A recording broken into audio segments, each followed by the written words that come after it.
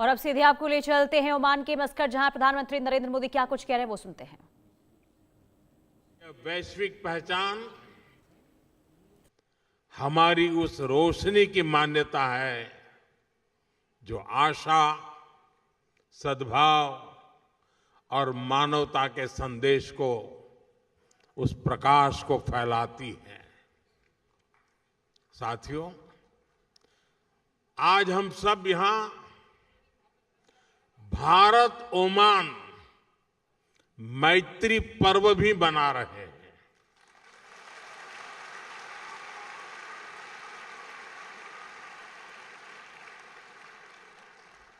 मैत्री यानी एम से मैरीटाइम हेरिटेज, ए से एस्पिरेशंस, आई से इनोवेशन, टी से ट्रस्ट एंड टेक्नोलॉजी, आर से रिस्पेक्ट, आई से इंक्लूसिव ग्रोथ, यानी ये मैत्री पर्व हम दोनों देशों की दोस्ती, हमारी शेयर्ड हिस्ट्री और प्रॉस्परस फ्यूचर का उत्सव है।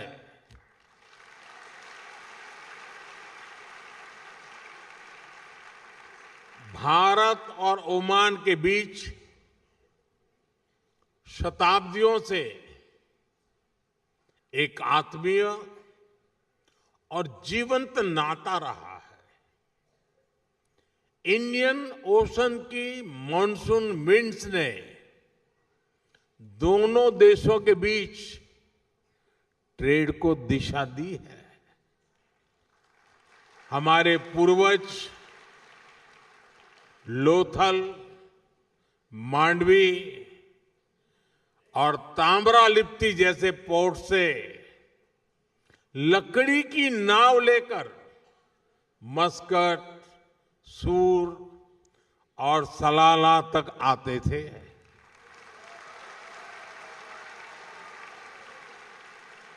और साथियों, मुझे खुशी है कि मांडवी टू मस्कट इन ऐतिहासिक संबंधों को हमारी एम्बेसी ने एक किताब में भी समेटा है। मैं चाहूंगा कि यहां रहने वाला हर साथी, हर नौजवान इसको पढ़े और अपने ओमानी दोस्तों को भी एक गिफ्ट करे। अब आपको लगेगा कि स्कूल में भी मास्टर जी होमवर्क देते हैं और इधर मोदी जी ने भी आप करके होमवर्क दे दिया। साथियों, एक किताब बताती है कि भारत और ओमान सिर्फ ज्योग्राफी से नहीं बल्कि जनरेशन से जुड़े हुए हैं। और आप सभी सैकड़ों वर्षों के इन संबंधों के सबसे बड़े कस्टोडियन हैं। साथियों, मुझे भारत को जानिए क्विज में ओमान के पार्टिसिपेशन के बारे में भी पता चला है। ओमान से 10,000 से अधिक लोगों ने इस क्विज में पार्टिसिपेट किया।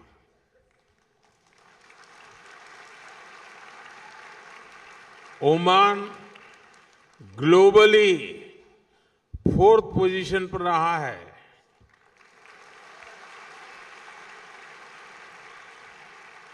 लेकिन मैं ताली नहीं बजाऊंगा। अरे ओमान तो नंबर 1 पे होना चाहिए।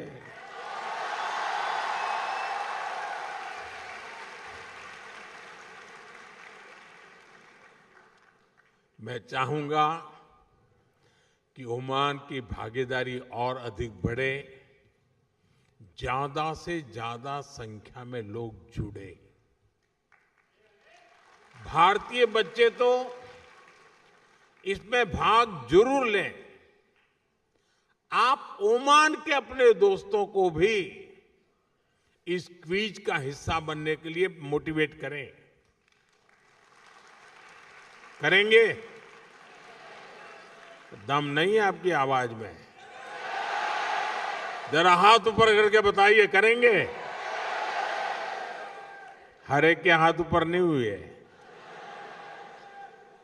साथियों, भारत और ओमान के बीच जो रिश्ता ट्रेड से शुरू हुआ था, आज उसको एजुकेशन सशक्त कर रही है। मुझे बताया गया है कि यहां के भारतीय स्कूलों में करीब 46,000 स्टूडेंट्स पढ़ाई कर रहे हैं। इसमें ओमान में रहने वाले अन्य समुदायों को भी हजारों बच्चे शामिल हैं। ओमान में भारतीय शिक्षा के 50 वर्ष पूरे हो रहे हैं। ये हम दोनों देशों के संबंधों का एक बहुत बड़ा पड़ाव है। साथियों, भारतीय स्कूलों की ये सफलता His Majesty the late Sultan Qaboos के प्रयासों के बिना संभव नहीं था।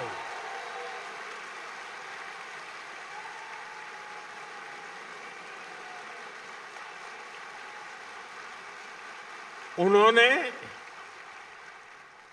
इंडियन स्कूल मस्कत सहित अनेक भारतीय स्कूलों के लिए जमीन दी और जरूरी मदद की। इस परंपरा को हिज मैजेस्टी सुल्तान हैथम ने आगे बढ़ाया।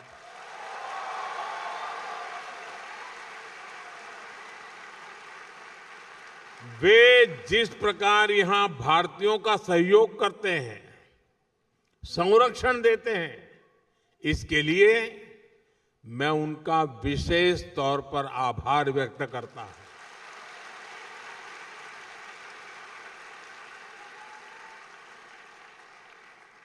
साथियों, आप सभी परीक्षा पे चर्चा कार्यक्रम से भी परिचित हैं।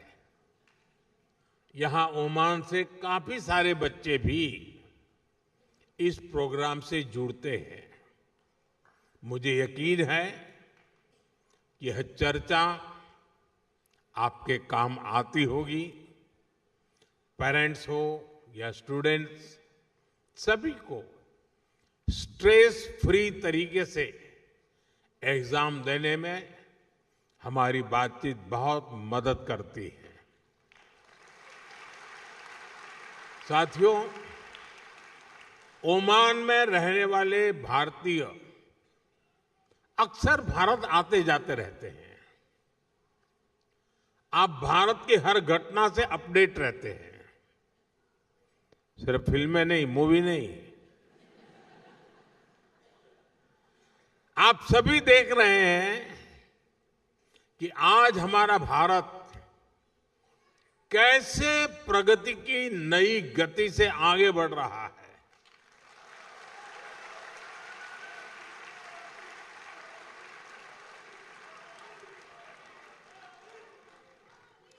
भारत की गति हमारे इरादों में दिख रही है, हमारी परफॉर्मेंस में नजर आती है।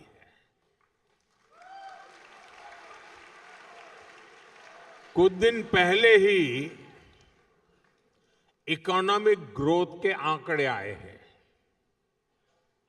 और आपको पता होगा भारत की ग्रोथ 8% से भी अधिक रही है।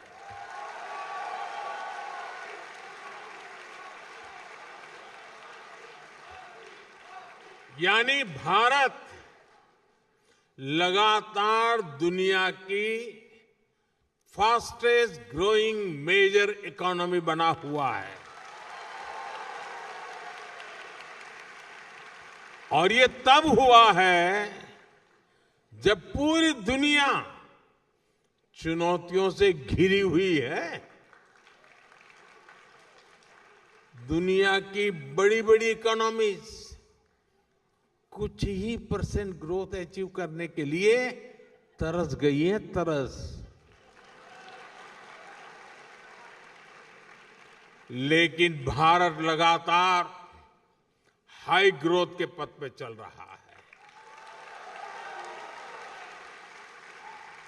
ये दिखाता है कि भारत का सामर्थ्य आज क्या है।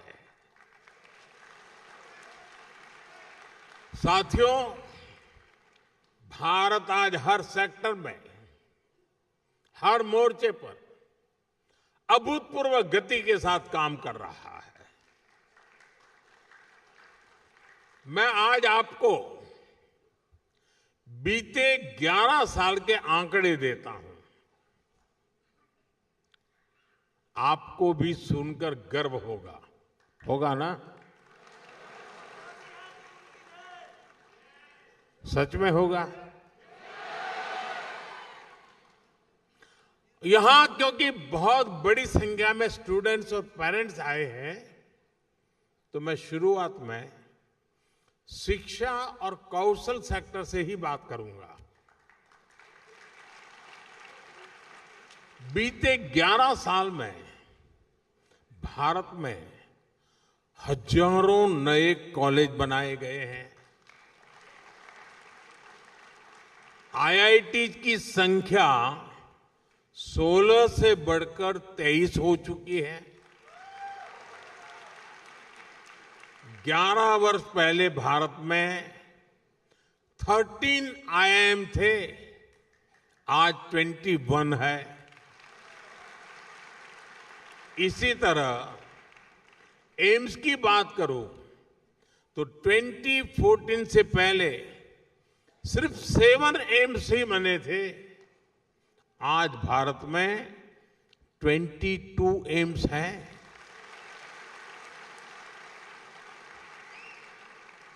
मेडिकल कॉलेज 400 से भी कम थे, आज भारत में करीब 800 मेडिकल कॉलेज है।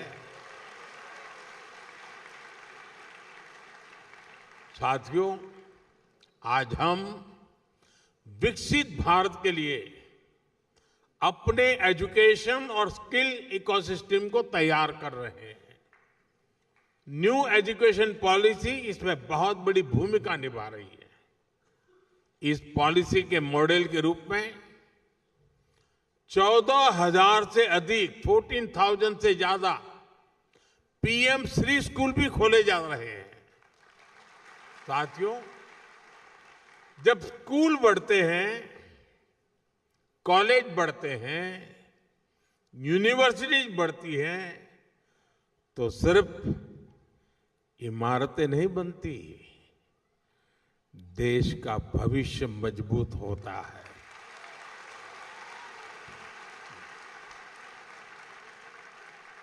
साथियों, भारत के विकास की स्पीड और स्केल शिक्षा के साथ ही अन्य क्षेत्रों में भी दिखती है। बीते 11 वर्षों में हमारी solar energy installed capacity 30 time बढ़ी है, 30 गुना बढ़ी है। सोलर मॉड्यूल मैन्युफैक्चरिंग 10 गुना बढ़ी है, 10 टाइम।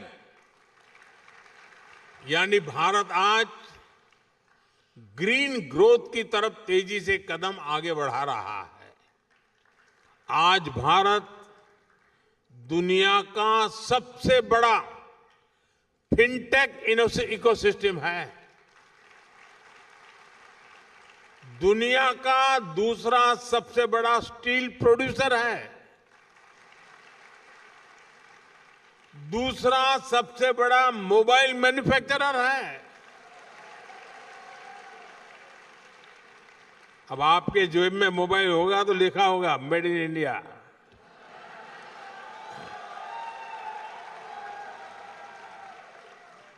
साथियों, आज जो भी भारत आता है तो हमारे आधुनिक इंफ्रास्ट्रक्चर को देखकर हैरान रह जाता है। ये इसलिए संभव हो पा रहा है क्योंकि बीते 11 वर्षों में हमने इंफ्रास्ट्रक्चर पर 5 गुना अधिक निवेश किया है, 5 टाइम मोर। एयरपोर्ट की संख्या डबल हो गई है। आज हर रोज पहले की तुलना में डबल स्पीड से हाईवे बन रहे हैं। तेज गति से रेल लाइन बिछ रही है। रेलवे का इलेक्ट्रिफिकेशन हो रहा है। साथियों, ये आंकड़े सिर्फ उपलब्धियों के ही नहीं हैं, ये विकसित भारत के संकल्प तक पहुंचाने वाली सीढ़ियां हैं। 21वीं सदी का भारत बड़े फैसले लेता है, तेजी से निर्णय लेता है, बड़े लक्ष्यों के साथ आगे बढ़ता है और एक तय टाइमलाइन पर रिजल्ट लाकर ही दम लेता है। साथियों, मैं आपको गर्व की एक और बात बताता हूं। आज भारत दुनिया का सबसे बड़ा डिजिटल पब्लिक इंफ्रास्ट्रक्चर बना रहा है। भारत का यूपीआई यानी यूनिफाइड पेमेंट्स इंटरफेस दुनिया का सबसे बड़ा real time digital payment system है।